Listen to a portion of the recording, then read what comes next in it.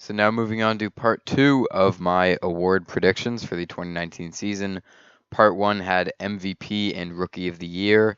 This one will have Defensive Player of the Year, Sixth Man of the Year, and Most Improved Player. Starting off with Defensive Player of the Year, I have Joel Embiid winning it. All three of these awards are pretty hard to predict because realistically, there's probably four candidates for actually five candidates for Defensive Player of the Year.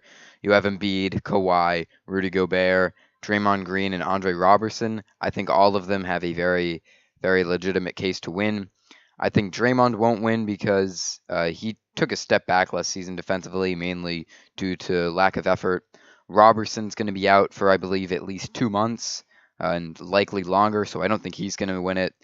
Kawhi and Anthony Davis should be mentioned are probably going to be too big on offense to win it, especially Anthony Davis. Although I could see Kawhi winning Defensive Player of the Year. Um, Second in voting, I do have Kawhi. Third, Rudy Gobert. Fourth, I have Draymond. Fifth, I have Robert Covington, which may come as somewhat of a surprise, but Covington, all NBA or all defensive first team last season. I think he can pretty much replicate what he did last year, if not improve a little bit, if there is really any room for improvement. I don't see him winning Defensive Player of the Year, though, as I think he'll be somewhat overshadowed by Joel Embiid. Sixth, I have Robertson. Had he been healthy for the whole year, he may have been my pick for Defensive Player of the Year, but missing at least 2 months, I'm pretty sure he's going to be reevaluated in 2 months. That's going to really hurt his case. Seventh, I have Anthony Davis. He's just putting too much effort in the offensive end to really be a Defensive Player of the Year, in my opinion. He'll still be top 10 in voting for sure, and he'll still be one of the best defenders in the league, just not the best. Eighth, I have Al Horford. Horford's definitely one of the more underrated defenders in the league. He's one of the few guys who has the ability to guard, four positions, and four positions. I wouldn't say five, but he is the anchor of the Celtics defense, despite it, maybe sometimes looking like Smart's the best defender, or you could even throw in Aaron Baines there, I guess, if you want to, or Jaylen Brown. It's definitely Horford. He is the best defender. Ninth, I have Josh Richardson. Richardson definitely has a case for being top five, but he's going to get a little less minutes than a lot of other people. The Heat have a lot of players on the wing at the 2, 3, and 4 positions, especially after re-signing Wade, and now that Dion Waiters is healthy. They also re-signed Justice Winslow to a contract extension, so Richardson will probably only get like 27 minutes as opposed to everyone else on here getting, probably 32 plus. 10th, I have Drew Holiday. All defensive first team last season. Nothing else really changed. He may, like Anthony Davis, be putting too much effort on the offensive end to have that much of a defensive impact, but he's still a great defender. 11th, I have Jaylen Brown. I think he takes not a big leap, but definitely a leap on defense this year. He's, of course, only 21 years old, crazy good athleticism, got the potential to be one of the best defenders in the league, and I think he's already one of the best guard defenders in the league. I do think he'll get a vote there. 12th, I have Jimmy Butler. Not much to be said. Butler is one of the better defenders in the league, of course. 13th, I have Patrick Beverley. Beverley coming back from injury. I think he can definitely has a case. The problem is he's not going to get many minutes with Shai Gilgeous-Alexander and Milos Teodosic at point guard, not to mention Avery Bradley, Lou Will, and Jerome Robinson at shooting guard for the Clippers. They're going to have to make a move to free up some minutes there, I think, and Beverley may actually be traded to the Suns. Realistically, though, he will probably get a vote. 14th and last, I have Andre Drummond. He's a good enough defender, I think, to get a vote here, but he's not good enough to get any more than one. Now on to Sixth Man of the Year. Of course, last year, Lou Will came away with the award after averaging 23 points, I believe it was, leading the Clippers to something like 37 wins. Very, very impressive. This year, I have Fred VanVleet winning it over Lou Will. I know, pretty controversial. It's just because VanVleet does more for his team than Lou Will does for his. I know Lou Will scores at least 20 a game. I do think his scoring is going to dip significantly with Gallinari being healthy, Jerome Robinson being added to the team, and also Tobias Harris being there for a full season. So I don't think he's going to get 20 points. I think it'll be closer to 18, 18 and a half, something around there. But VanVleet's impact just goes far, far beyond the box score. And while he may put up like 9 points, 2 rebounds, and 4 assists, he could be, the third most important player on the Raptors for sure. Second, I have Lou Will. Lou Will definitely has a case for number one. I would not be surprised if he won it. Third, I have Kyle Kuzma. Kuzma is probably going to come off the bench for the Lakers. I'd be very surprised if he doesn't. With Ingram at small forward, LeBron at power forward. The only case he doesn't is if he or LeBron starts at center, which I don't think is. I'm nearly positive it's not going to happen. So he will come off the bench, one of the better scoring bench players in the league, and he's going to have a good amount of opportunities. Fourth, I have Isaiah Thomas. This, I guess you could say it's kind of a long shot because if he's fully healthy, then he could definitely win it, but he's probably not going to be fully healthy. He'll probably be like 70% for the full season, which means he probably won't finish top five, but I think he definitely has a case. Fifth, I have Julius Randle, and this is also if Julius Randle doesn't start, he may start next to Anthony Davis with Nico Mirotic off the bench. I don't think that's going to happen, but it might. Julius Randle, his first game of the season, I think he dropped something like 25 and 10 or something, something really good like that. So he's a great energy guy off the bench. Definitely has a chance to win. Bobby Portis, sixth. Portis actually started for the Bulls in their first game. I don't think this is going to continue because that was because Jabari Parker came off the bench, and especially with Lauri Markkanen out, Bobby Portis is going to start. But once Lauri comes back, Portis will be relegated to the bench. Seventh, I have Kelly Olynyk. Olynyk, like VanVleet, one of the more underrated guys, mainly because their box score numbers may not be that good, but his impact is very, very good. Of course, he had the game winner against the Wizards. Eighth, I have Dennis Schroeder. I don't like Dennis Schroeder's fit on the Thunder. It's not a good one. He's essentially just his play style is very similar to Westbrook, except he's much worse in every single category. He's good at driving to the hoop, but he's not great. He's a solid passer. He's not on Westbrook's level, and he's a pretty bad defender. He can't shoot either. He's relatively inefficient. And also when Schroeder and Westbrook are on the court together, it's going to be bad for them because let's say Westbrook has the ball, he drives.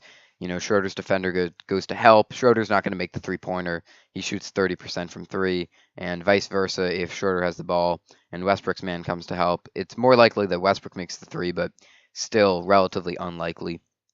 Ninth, they have Carmelo Anthony playing next to James Harden. Chris Paul is going to be pretty good. 10th, I have Tyreke Evans.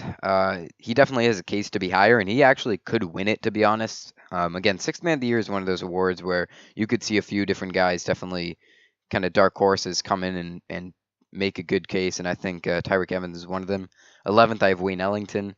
I believe he had the highest three-point attempt rate, which he took like 7 field goals a game, and I think 5.7 of them were threes.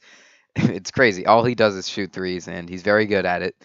12th, I have Terry Rozier. He could definitely take a leap, and he could definitely be top 5. I don't think he's going to take that big of a leap, so that's why I have him lower at number 12. And next is Most Improved Player. This is, again, just a super tough award to guess because, last year no one expected Oladipo. I don't think anyone even expected Spencer Dinwiddie or Clint Capella. It's just completely a shot in the dark, and there's also like 25 people each year that get a vote. So I tried my best to include a lot. I did 20, and at that point, it was very tough trying to find somebody. First, I have Miles Turner. Miles Turner winning it. I think with a lack of a second option on the Pacers, with kind of Tyreek, it's kind of Bojan Bogdanovic, maybe throw in Domantas Sabonis or Thaddeus Young, Darren Collison. I think Miles Turner could emerge from that group and put up maybe 17 and 7. I don't know if that would be enough to get him Most Improved, but I do think it'll be enough to get him a top 5 finish. Second, I have Montrezl Harrell, one of the more unknown and underrated players in the league. Harrell is very, very good in the limited minutes he gets. He steps on the floor and he immediately makes a good impact. The problem is he's been stuck behind DeAndre Jordan and now Marcin Gortat. I think he will start for the Clippers eventually, probably halfway through the season, and he's gonna make a push to win Most Improved. Third, I have Pascal Siakam. Again, one of the more underrated players. Very good defender. Very agile. I don't think he'll start for the Raptors unless there's an injury, but he will get a good amount of minutes off the bench. He definitely has a case. I don't think he'll win it though. Fourth, I have Aaron Gordon. Gordon's improved his points per game by like 4 each season he's came into the league, and last season he put up like 16. I think this season he could definitely get close to like 19, 20, and with good 3-point efficiencies. Fifth, I have Markel Fultz. I don't think he's going to win it because he's a second-year player, but he will definitely be getting a lot of votes because he's going to have a decent season. He'll put up, 15, 5, and 5 with relatively below average in efficiencies, I'd say. Next at number 6, I have Jeremy Grant. Grant again, one of the more underrated guys. Great 3-and-D player at probably power forward for the Thunder. Mainly a defensive player. Improved his 3-point shot. He's not known for being a shooter, but after the All-Star break last season, he actually shot 38% from 3 on 2 attempts a game, which was very impressive considering like before he shot like 30%. Next at number 7, I have John Wall. This is because he had an injury-riddled 2017 or 2018 season, and he had a pretty bad year. So there's really nowhere else to go except up for him. Eighth, I have Tobias Harris. Tobias is one of those guys that could win it, but Lou Will is, I think, going to take away touches, and that's going to hurt him. Ninth, I have Nikola Jokic. I could see him winning it, to be honest. I do think he'll expand his offensive game in the post and put up maybe 20 a game, 22. I have Alonzo Ball 10th. He'll get votes. He's not going to win it because he's a second-year player. Kevin Love 11th. I'm not a big believer in Kevin Love. I don't think he's going to have a crazy season like a lot of people do, but he'll still have a solid season, better than last year, I think, at least in the points per game department. 12th, I have Bradley Beal. This is hopefully with Scott Brooks making Beal the number 1 scoring option on offense. If he does that, definitely Beal is going to get some votes. 13th, I have his teammate, Otto Porter. Porter is one of the more underrated players in the league, I think. I think he can make a case for top 10. But really, everyone from like Porter down is probably going to get 1 vote, 1 third-placed vote, or whatever, 5th-place vote, or whatever it is for most improved.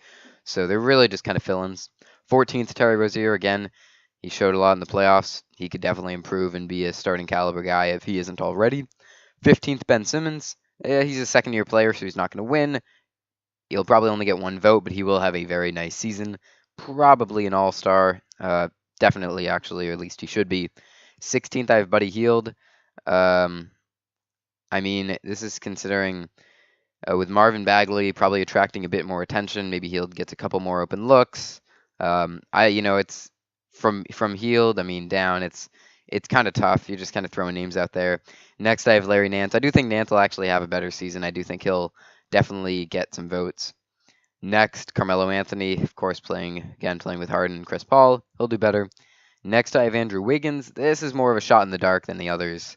But there's nowhere else but up for him, so he really can't get worse. And 20th and last, I have Mario Hezonja. He really struggled with the Magic, and I think that's due to coaching and minutes. And so with the Knicks under David Fizdale, I think he can have a better season. Just to recap, Defensive Player of the Year, Joel Embiid winning it with Kawhi second and Rudy Gobert third. Sixth Man of the Year, Fred VanVleet winning with Lou Will second and Kyle Kuzma third. Most Improved is Miles Turner with Montrezl Harrell second and Pascal Siakam third.